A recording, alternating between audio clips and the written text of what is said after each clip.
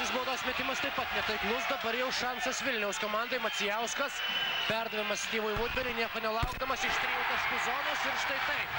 Vėl grįžta intriga, beveik 30 sekundžių su kamuoliu dabar jau Žalgiris, tačiau iš turėtos persvaros lieka tik tai 3 taškai, dar viena klaida ir viskas gali vėl apsiversti aukštyn kojom.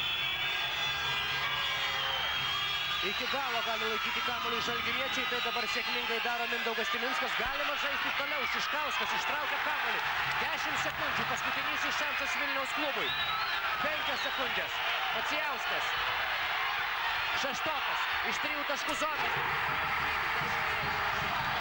Sunku to patikėti, tačiau Kęstutis Šeštokas, likus 30 sekundės, išlygina rezultatą, 80-80.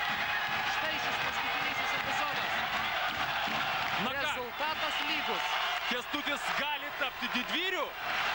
Atrodo, kad jis gali tapti didvyriu. Prieš 2 minutės jisai neįmetė tritaškio, kai galėjo komanda jo priartėti dar arčiau, bet dabar padarė didžiulį darbą.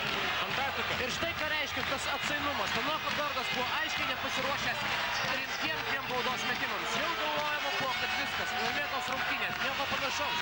Kęstutis Šeštokas savo tritaškį nubraukė visą tą Žalgirio komandos triūsą ir dabar abi komandos bus priverstos žaisti pratęsimą. Na, mes pirmąjį.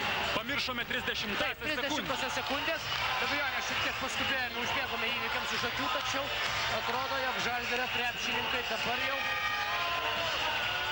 turi sulaukti savotiško stebuklo. 30 sekundės laiko užtenka vos pagauti kamuolį ir čia pat turi jį išleisti iš rankų. Įdomu, ar bus paruošę kokį nors derinuką specialų tokiai situacijai kauniečiai? Na, aišku, kad kažkur tai arti krepšio turi skrieti kamuolys, kad kažkas galėtų beveik tik tai pamušti ranką. Taip. Taigi dabar jau Žalgirio komanda griebėsi šiaudo, bandydama išsitraukti pergalę šios dienos rungtynėse. Priešingų atveju jie bus priversti žaisti pratęsimą. Aidas Kota, perdavimas per visą aikštę.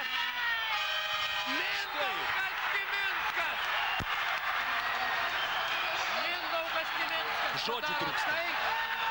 Ko nebuvo galima net tikėtis. Pasižiūrėkite štai džiūgaujančių Žalgirio krepšininkus. Komandos kapitonas likus 30 sekundės priverčia užtilti